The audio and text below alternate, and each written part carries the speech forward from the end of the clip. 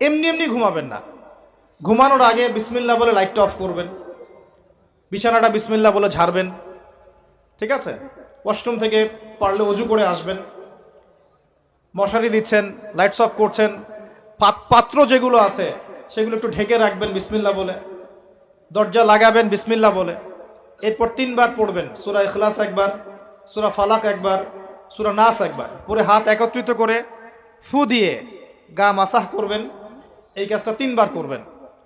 একবার আয়াতুল কুরসি পড়বেন, সূরা বাকারার 255 নম্বর আয়াত, আল্লাহু লা ইলাহা ইল্লা হুয়াল হাইয়ুল কাইয়ুম, এটা শেষ পর্যন্ত। এরপর সূরা বাকারার শেষের 3টা আয়াত পড়বেন, লিল্লাহি মা ফিস সামাওয়াতি, এখান থেকে ফানসুরনা আলাল কওমিল কাফিরিন পর্যন্ত। তারপর ডান কাতে পাশ ফিরবেন, বলবেন আল্লাহুম্মা বিইসমিকা আমুতু ওয়া আহইয়া। হাত নিবেন, হাতে গুনতে থাকবেন সুবহানাল্লাহ সুবহানাল্লাহ সুবহানাল্লাহ 33 বার, আলহামদুলিল্লাহ আলহামদুলিল্লাহ আলহামদুলিল্লাহ 33 বার, আল্লাহু আকবার আল্লাহু আকবার আল্লাহু আকবার 34 বার। ঘুমিয়ে